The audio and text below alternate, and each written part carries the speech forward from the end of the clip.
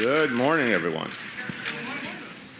Well, let's be consistent and start with a cold weather update. We have more coming up the next few days. I want to emphasize that New Yorkers need to take very seriously the cold weather that's going to be continuing to hit us over the next few days. And most importantly, people need to protect themselves from the extreme cold temperatures. In particular, we need to be aware of the special needs of seniors, infants, the homeless, and those with chronic medical conditions who will be at increased risk. I've said it before, I'll say it again, particular focus on hypothermia and frostbite. We have to be very aware that if anyone might be suffering from frostbite or hypothermia, that is an occasion to call 911 for immediate emergency assistance. Keep saying, and I think it's so important, please check in on your neighbors, particularly if they are seniors or folks with any kind of medical condition. In the next few days, we'll have the frigid cold temperatures. We'll still have some icy patches out there. People should exercise extreme caution, particularly while walking. Some of the ice will not be visible. Crucial to wear layers, really layer up for this kind of weather, and keep exposure limited. So today we're going to have a good amount of sun, but the temperatures really won't get out of the teens from what we're hearing. And then through the weekend, we're going to see high temperatures in the teens at most, and we're going to see, again, with wind chill starting today going into tomorrow.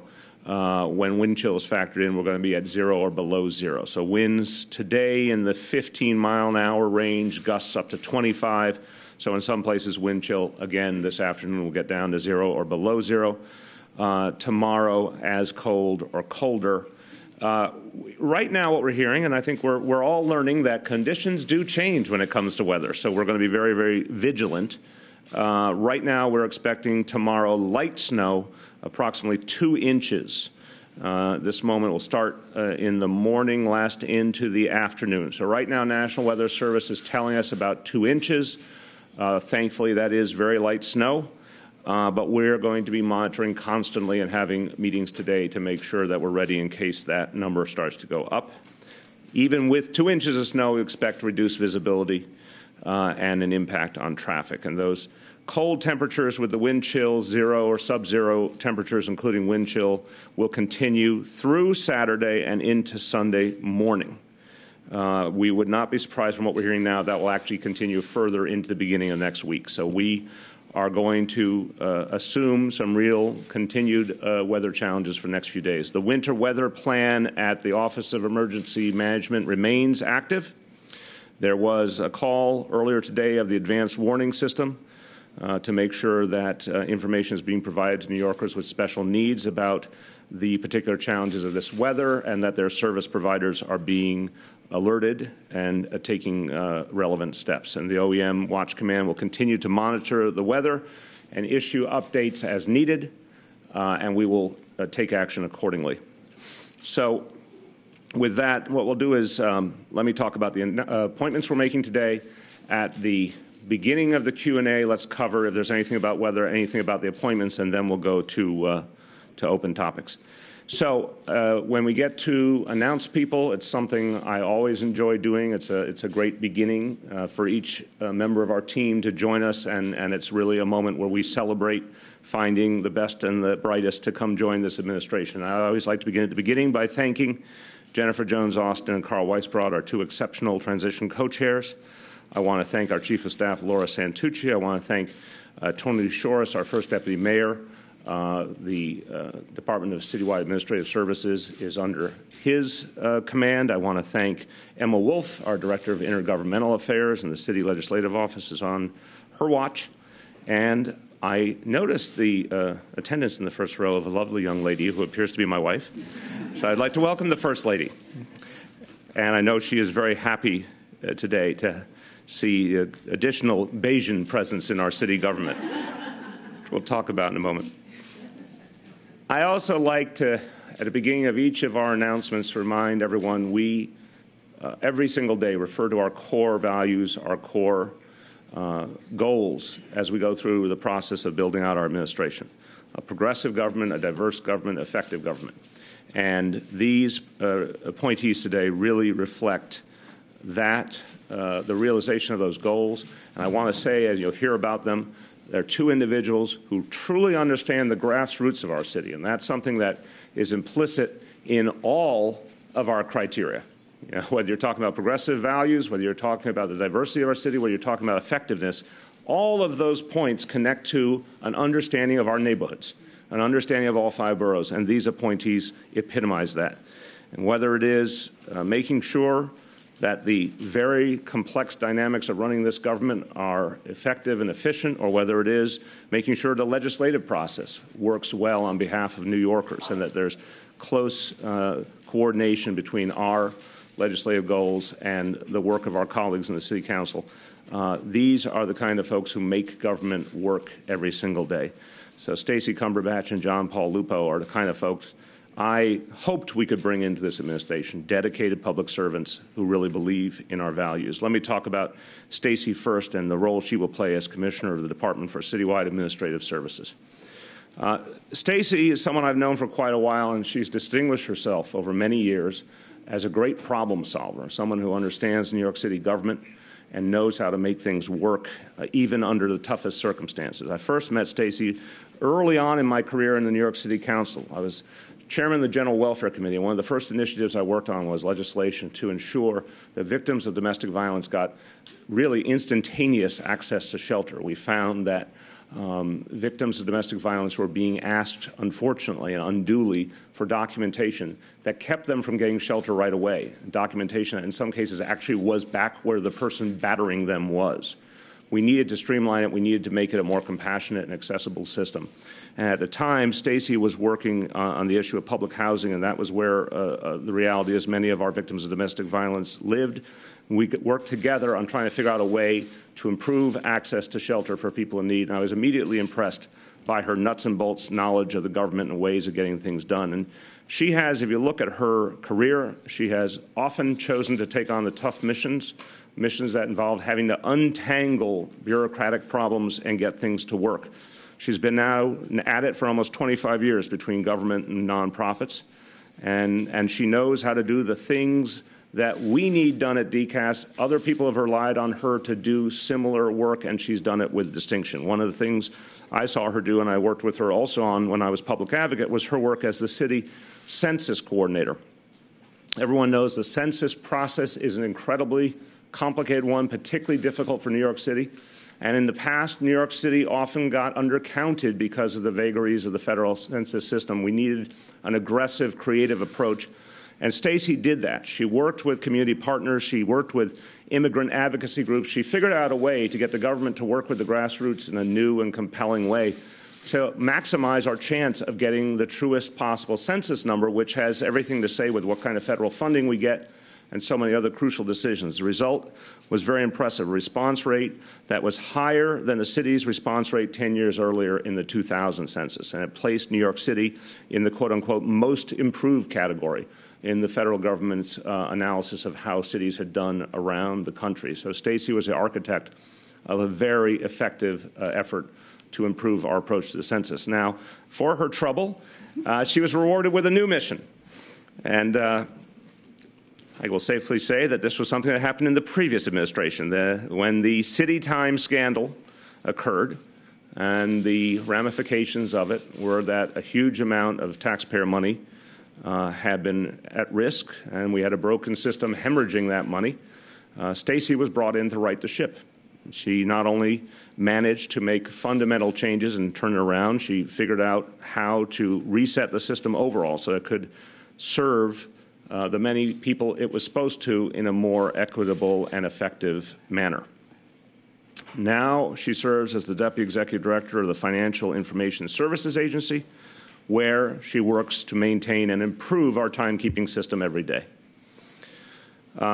You would look at all this and say that's a great professional record and that's all there is to know, but I think if you look a little deeper, you'll see that her ability to figure out these complicated things and make them work in the real world conditions of New York City is because she's not only a savvy person, but she's a savvy native New Yorker, the best kind of savvy person. Grew up in East Elmhurst and has spent the last 20 years in Bed-Stuy. And I'm going to speak on behalf of the First Lady here, who would be the first to say that one of the contributing factors would be Stacey's Bayesian heritage, which has driven her to excellence, as is well known of the Bayesian people. And I would say her Jamaican and Trinidadian roots have contributed as well. So got my plug in for the Bayesians there. I'm really appreciative of the fact that Stacey is ready to take on this new mission as Commissioner of DCAS. DCAS does some of the most important work of government, yet it's some of the least known work. When you think about all of the things we do to purchase the goods and services of government and the ramifications of that, the opportunity that that gives us to do better at bringing more people into the benefits of our economy. Our purchasing system is a gateway to a more equitable approach when it comes to, for example, helping New York City small businesses to have more opportunity in purchasing, helping minority and women-owned businesses, all of the different opportunities in terms of personnel all over the city government that DCAS helps to coordinate, are opportunities to get jobs to people who have not had them as readily, to help address unemployment pockets that exist in the city. We have to make sure through DCAS that this city government functions efficiently and always with the taxpayers' interests in mind, but we can do even more and make sure that everything we do in our city government is furthering the work of fighting inequality and creating opportunity. Stacey knows that, and she understands that, and she understands the great possibilities that DCAS has to offer. And I'm certain that she's going to continue to improve the work of DCAS, but also make it an agent for fighting inequality in this city. She's got the right mindset, the right skills, and I'm proud to welcome her as our new DCAS Commissioner. Thank you so very much. I'll say, I think we're going to give you the step. I think you get the step. There you go. Okay. Thank you, Mayor. I'm switching. Thank you, Mayor de Blasio. I am so very honored to serve this great city as the new DCAS Commissioner. As you said, DCAS is the foundation that makes city government run and work every day. It runs all of the major back office operations for the city, purchasing goods, services, recruiting and training the city's workforce, managing city buildings, office space, as well as fleet services.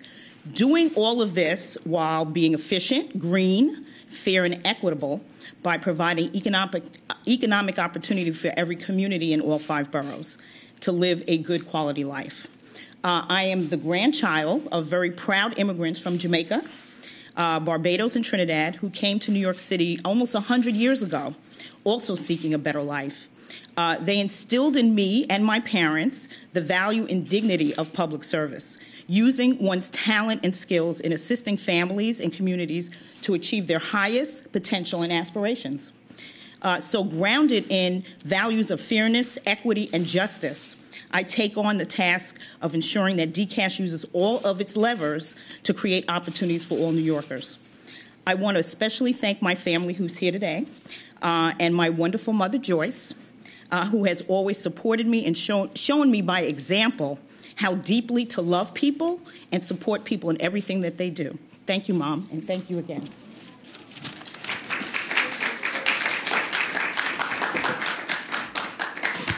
I'd like to say thank you, Mom. You did good. I want to give you the official response as Mayor of the City of New York. You've done good. Next, I want to introduce our new director of the Office of City Legislative Affairs, John Paul Lupo. Now, some people live in Brooklyn, some people come from Brooklyn, and some people exude Brooklyn. And John Paul is one of those people, the latter special category, and it makes me very proud. Born and raised in Marine Park, and I'm going to have to tell the whole truth here. He attended Brooklyn Tech's crosstown rival, Stuyvesant High School. We're not going to hold that against him. And as if that weren't enough, as if that wasn't his roots in Brooklyn, his love of Brooklyn wasn't enough, he then became chief of staff to Mr. Brooklyn himself, Marty Markowitz. Now that's when you get to be really Brooklyn. So in the last years, John Paul did an extraordinary job helping Marty in his, I could dare say, tireless enthusiastic, energetic efforts to constantly promote and advance Brooklyn and help to develop Brooklyn. John Paul did an extraordinary job in that role, whether it's helping to revitalize the stunning Loews Theater on Flatbush Avenue or helping to pull off events that people all over the borough of Brooklyn love. And I want to note my personal favorite, the concerts in Prospect Park, the Celebrate Brooklyn series, but also the Wingate Field concerts and the concerts in Coney Island. John Paul has kept close to the neighborhoods of Brooklyn and made sure that everyday Brooklynites were given every opportunity to enjoy all that this city had to offer. He knows well that the outer boroughs have not always been in the center of decision-making in city government. And John Paul is one of the people who are going to help us right that wrong and make sure that this is a government that works to serve all 5 boroughs equally.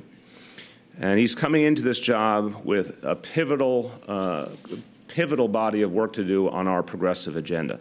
He'll work with our colleagues in the City Council, with our new public advocate, with our new comptroller, and our borough presidents to advance legislation and policies that lift up everyday working New Yorkers in every neighborhood. Everyone knows one of the first priorities will be to pass expanded paid sick leave legislation and reach over 500,000 more New Yorkers.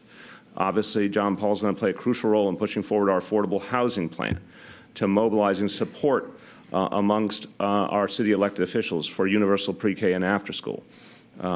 John Paul is tenacious, he's focused, he knows how to fight for the right priorities, and he's going to need every ounce of that skill and energy in the work that he will be doing. Now, there's one other thing you need to know. He is someone who knows how to get his point across, because in college he was the national debate champion. And it's worth noting that he is now a board member of the Urban Debate League. If any of you haven't heard of it, you're like me approximately 2 years ago and before.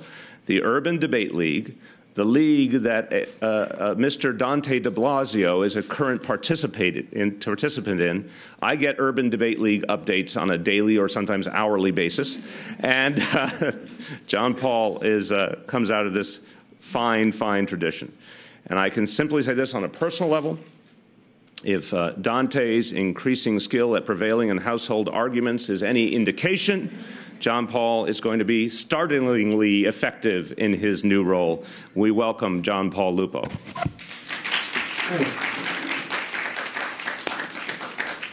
Thank you very much, Mayor de Blasio. I can personally attest that that's only going to get worse. My mother is here today. She'll tell you about those household arguments. Yeah, it doesn't get better. It doesn't get better. First, I want to thank my most recent boss, the former board president of Brooklyn, Marty Markowitz. He gave me my chance to work in New York City government, and I will always be grateful. And he would not be happy with me if I didn't say today, though it's now true every day at City Hall, that Brooklyn is in the house, as Marty would say. I'm honored and humbled that I've been asked by Mayor de Blasio to serve in his administration. I look forward to helping the mayor enact an agenda that lifts people up, working with leaders in every corner of New York City to be responsive to what New Yorkers need at the grassroots level. I grew up in a great, livable neighborhood in Marine Park, and I live in another one now in Sunset Park in Brooklyn. My father was a union electrician who eventually started his own business, and my mom went to school at night when I was a kid growing up to advance our family. And I went to New York City public schools, and I understand the value they have for children growing up in New York. I also had a teacher who volunteered his time every morning to teach me and my fellow students debate, which eventually led to me being a national debate champion. That would not have been possible without my 7th grade Spanish teacher and debate coach. So I'm thrilled to be able to work hard on behalf of other New Yorkers who maybe don't have those opportunities and help them get a little bit ahead. Now, most importantly, my wife Melanie and I now have a baby of our own, Josephine Rose, who actually turns 1 year old today. Congratulations. So this is a good day for our family. As we say in Brooklyn, Mazel Tov. That's right. That's right. So I'm excited to be able to work for Mayor de Blasio and on behalf of my family and millions of others to ensure that every New Yorker can earn a living wage and have access to early childhood education at a quality level. And I know we'll work together as New Yorkers to build a stronger city for everyone. Thank you very much. Where's Mom? That's Mom, and that's my Where's wife Mom? right there, second row. Is Mom with Yeah, she's taking video of us probably right now. Yeah.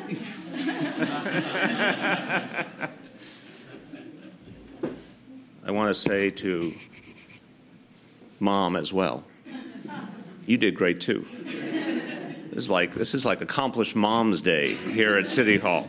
I think the two moms in Sherlane should have a meeting about why you're such great moms. Few comments in Spanish before we go to questions.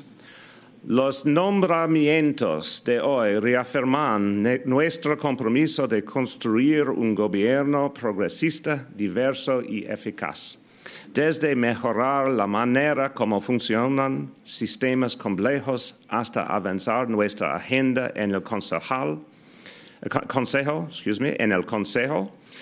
ellos harán al gobierno municipal más eficaz para todos los neoyorquinos. Stacey Cumberbatch y John Paul Lupo son servidores públicos dedicados que avanzarán el objetivo de nuestra administración en cambio progresista. With that, let's do on-topic questions from everything we've covered so far, and then we'll go to off-topic. Sally.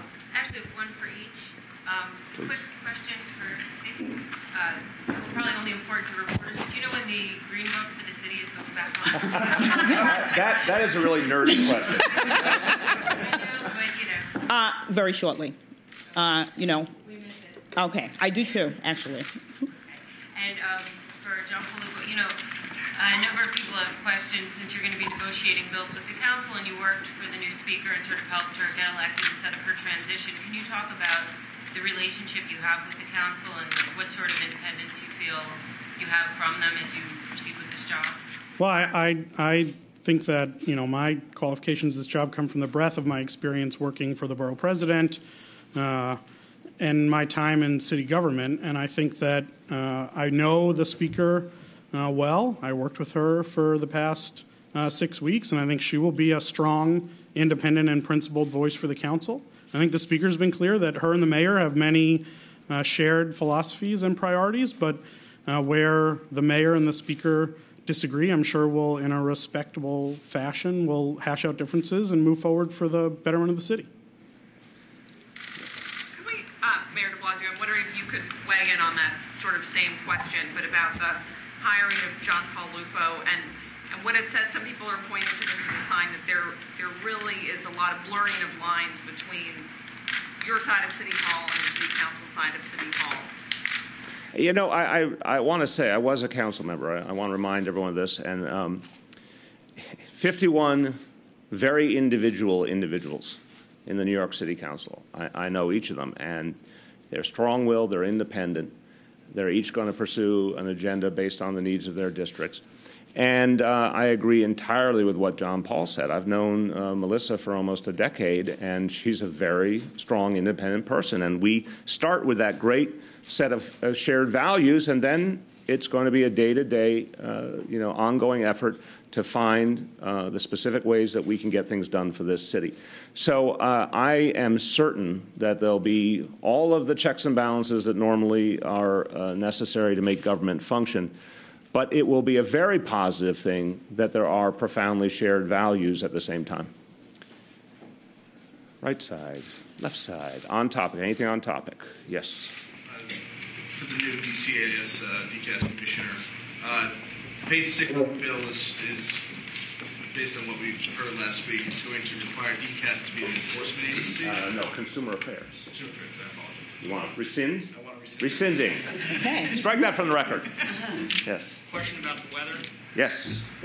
How do you feel about the way your response and the city's response to the last storm has been portrayed nationally? It's been all over television.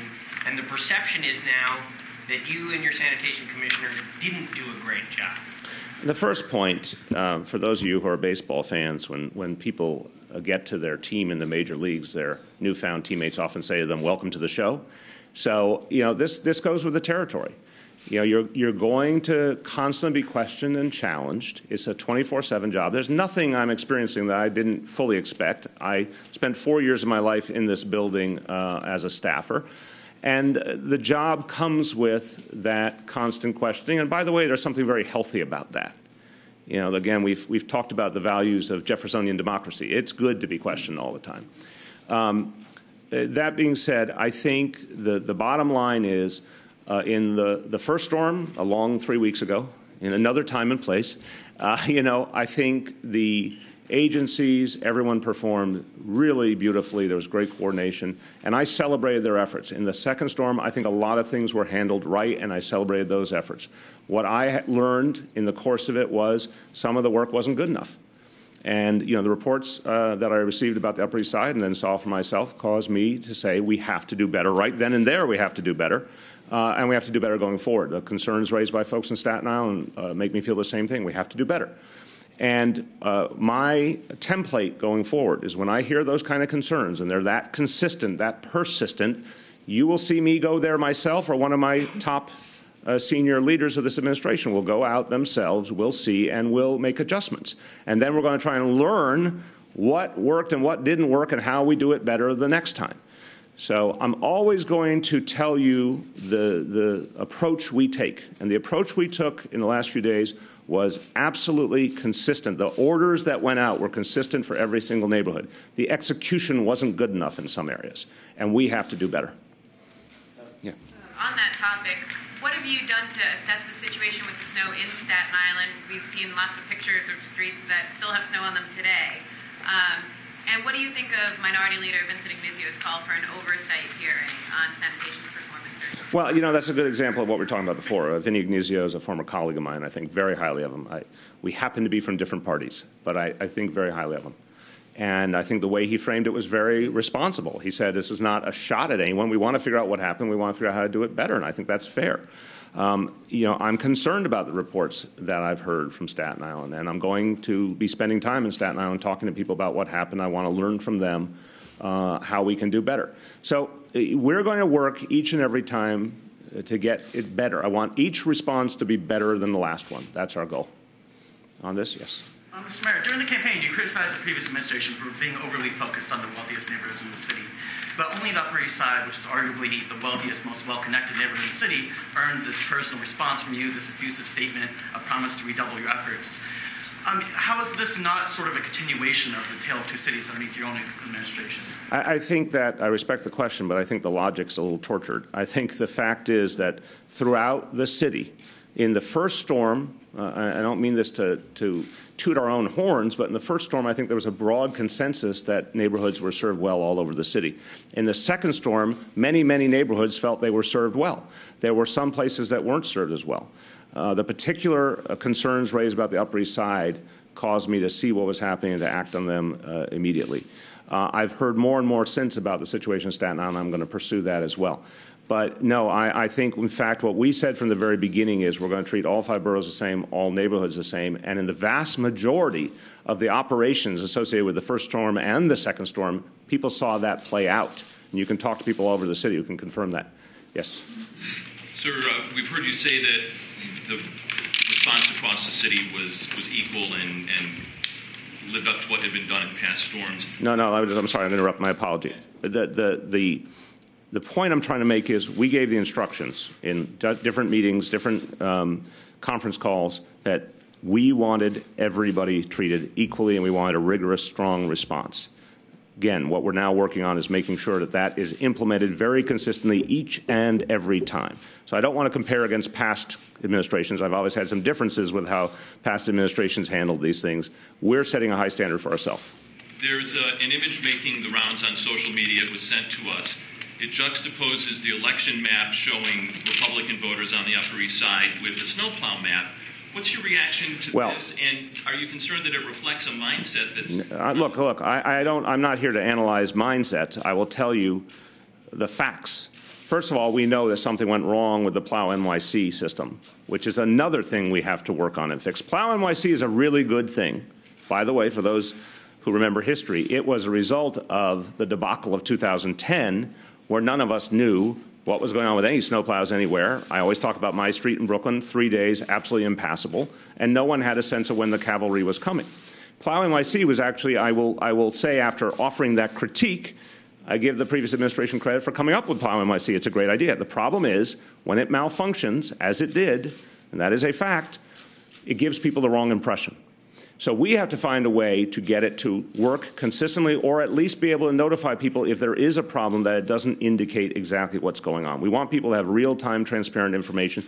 If inadvertently we're giving them inaccurate information, we have to immediately flag that and update it and clarify.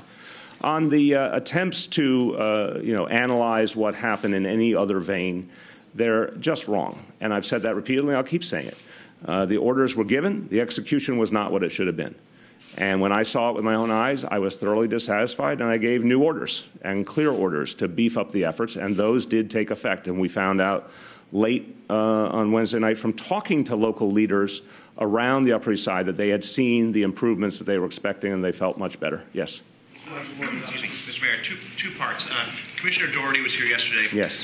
Meeting with staff on a snow briefing. You were not here. You were still in Washington at the time. So first, if you had a chance to speak to him, how have you spoken to him about the sanitation department's performance, and could you categorize that conversation? And more than that, the commissioner is obviously serving on, and you asked him to serve on an interim basis. Is his job secure at the moment? How long is he expected to stay on? It's the same exact situation it's always been. We've said that we've asked him to stay on in a transitional capacity. We've talked about focusing on the snow season, and that continues, of course. I did not have detailed conversations with him. Our first Deputy Mayor, Tony Shores, did, and we simply said we want to understand what happened and how we can do better. Look, I want to affirm to everyone in this room, we work in real time around here. This is a 24/7 operation. We are preparing right now to make sure we do better the next time. The next time could be tomorrow. The next time could be a week from now. But on this side of the ledger, we don't have the luxury of knowing when the crisis will hit or what it'll look like. We have to constantly improve our work. So the conversation with the commissioner was, let's go over what needs to be done better. Let's analyze it. Let's figure out what resources need to be applied or approaches need to be applied so we can do better. And I think it was a very productive conversation. Are there follow-up on that? Are there any specific lessons that have been learned that you can say would be implemented for the next storm? Well, I think we're still working to make that a systematic thing. I think the broad point would be we need to understand better when something isn't working. We needed to understand in real time that Plow NYC was malfunctioning. We needed to understand in real time that some kind of glitch had occurred in the distribution of the trucks. And so we're going to work to improve that feedback. I also want to say that John Paul, under the direction of Emma Wolf and her whole team, Emma has the Community Assistance Unit, and all, they're also now being charged to aggressively connect hour to hour with elected officials, community boards, et cetera, to make sure we're getting real-time reports of any situation like we saw where the implementation was not up to snuff. So we actually want to raise the accountability levels on every agency by creating a much stronger feedback loop. I will now editorialize. I don't think the previous administration was particularly strong in the area of feedback loop. And I think one of the things we want to do, and I mentioned it in terms of Stacey and John Paul, we are hiring people who know the ground, who know the grassroots, who know the neighborhoods. We are going to put together a very rigorous system for staying constantly in touch with neighborhood leaders and elected officials so that when something goes wrong, we see it quickly and we can make quick adjustments. Yes? In the Miles Dobson case, you issued a public accounting of what went wrong. You issued a public report. Will there be something like that for the Upper East Side debacle? And if so, when's the deadline? There is a review going on right now, less formal than what we did with ACS. Obviously, ACS situation was a very charged, complicated, legal dynamic that we had to go through in a very systematic fashion. There is a pretty developed and meticulous fatality review process to understand what happened. This is less rigorous, if you will, in that sense. But what we're doing right now is we're getting a managerial review of what happened. We're getting a clear report on how to do better. And we'll certainly be happy. It's not going to come in the same kind of formalized manner, but we'll certainly be happy to go through with you what we're learning. Your follow-up, you know when that might be? In the next few days. On topic, last call, on topic, Rich. So, Mr. Mayor, any initial theories about what took place up there? And this isn't as complex. Rich, I appreciate the question. I'm not here to speculate. That's part of why we have reviews, to get facts and not theories. Whatever it was, obviously, again, it wasn't up to snuff, and we got to figure it out. But we do know this much. Equipment was available, personnel was available, the orders were given. So now we have to figure out what went wrong. And by the way, I think in any of these cases, there can be more than one factor. We all know, and this is objective, we know that the snow increased intensely right before rush hour. That is a tough template to work in. But we clearly saw other areas where the performance was stronger. So we have to figure out what particular factors, what happened in terms of the traffic dynamics and other things that were particular to the Upper East Side that contributed to this, and why were the personnel deployments and all not more effective. That's what we're getting under the skin of. Off topic, yes. Can you tell us why you didn't personally ensure that we knew about your APAC speech last night in Sure. the press? And then secondly, do you believe the public, and by extension the press, deserves to know where you are?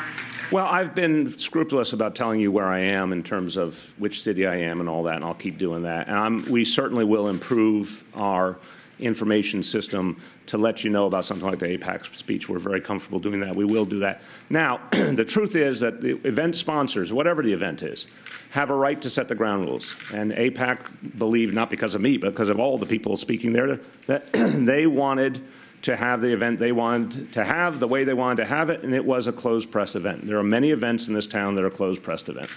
So we're not here to dictate to event sponsors whether their event is open press or closed press, but we do owe you a clear understanding of where I am and what I'm doing. Yes? Mr. Mayor, what are your thoughts on folks who are complaining about the admission price for the 9/11 Museum being $24? And secondly, as you know, there are some museums around the country, specifically the U.S. Holocaust Museum in D.C., that receive significant federal funding, and their admission is zero. Do you think it's fair, given the amount of federal funding that has been provided thus far, which is zero to the city for the 9/11? Well, I think we deserve substantial federal funding for this museum, and I don't think we're getting what we deserve. And this is something I agree with Mayor Bloomberg on entirely. This is, let's face it, what could be more of a nationally important site than this? It was a national tragedy, and people come from all over the nation, all over the world to see it. So, of course, the federal government should play a role, and that's something we're working on. I certainly hope that the museum, particularly if we can get that federal help in, we'll get that admission down as much as possible. There are times when admission is free there, as I understand it. Admission is free to family members of those we lost on 9/11. That's important. But I'd like to see them do better. But to be fair to the museum, they could do a lot better if the federal government would hold up its end of the equation. Is the city considering giving some money, and do you think the price should be zero ultimately? I don't want to conjecture the specifics of the admission structure. I'd like to hear from the museum what they think is right if they had the resources. The bottom line is we're not going to speak about the financing from our side until we see something from the federal government. We have to hear a federal response here. Yes. Two things. So are you saying that going forward, these events will be announced to reporters? Sure. And secondly, do you think it's appropriate for you to give significant speeches that are not open to the press? I think it's appropriate for an organization to have its own ground rules. And think about the logical conclusion of that question. So an important organization wants to do a private event. If I were to say to them, well, I can't speak unless it's open press, I don't think that's fair to them. Clearly, we do this kind of thing a lot. I have a lot of public events, a lot of public speeches. We're going to make sure that you know when I'm giving remarks, but we have to respect each organization's ground rules. Just following up on that, though, I mean, your office, an event could be closed press, but you could authorize the release of your speech to the press, even if we were not admitted in. Is that something that you would do? In many cases, we'll be happy to do that. I'm not going to say every case because there could be some particular dynamic that would make that wrong. But broadly speaking, again, we're very comfortable telling you where I am, having a lot of press conferences, having a lot of open press events. This is what I do for a living, is talk to you guys and talk to the public. So I'm very comfortable with it. I will turn to the estimable Mr. Walczak, and he will work with you in terms of the kind of ground rules we'll have going forward. And we want to make sure that we're as transparent as possible. On another topic, there's an event today with some opponents of the NYU expansion plan. So they won a victory in court recently, stopping part of the expansion project. They're calling for sort of the whole ULURP process to begin over again. And I'm wondering what your position is. My understanding is that the Manhattan Borough President is going to that today in support of the opponents. Do you think, we have a new mayor, a new city council speaker, should they reset this project? Well, I think there's a couple of different pieces here. On the legal issue, I don't yet have a full report on the ramifications of the legal situation and what it means for the city going forward. And every lawsuit, every legal case has larger ramifications. So I need to hear that from the Corporation Council before passing judgment on the legal case per se. On the question of the NYU expansion, when I was public advocate, obviously I got involved in this issue, and I was not in favor of the original plan. I thought the original plan from NYU was too expansive and did not respond to a lot of community concerns. And I pushed for it to be a scaled-back plan, which was what ultimately did happen. So I appreciate and think I appreciate a lot of community concerns. I think a lot of community concerns were valid, and we're going to work closely with the community going forward. But on the legal front, I want to reserve judgment. Last question, guys. Yes. Mayor, did you see any of the images of what happened at Grand Central last night when Metro North was out for hours? Metro North has had a very spotty record in recent months. Have you spoken with the MTA, and how concerned are you about this, even though you don't control them? I don't control them, and I have not yet spoken with the MTA today. Obviously, I'm concerned. I have not seen the images, but I did get reports, and it's a concern. Obviously, we depend greatly on Grand Central and all the functions of the MTA. So I'm convinced that people know they have to do better, and we'll certainly be in close communication with the MTA in any effort to make the operations better. Thank you, everyone.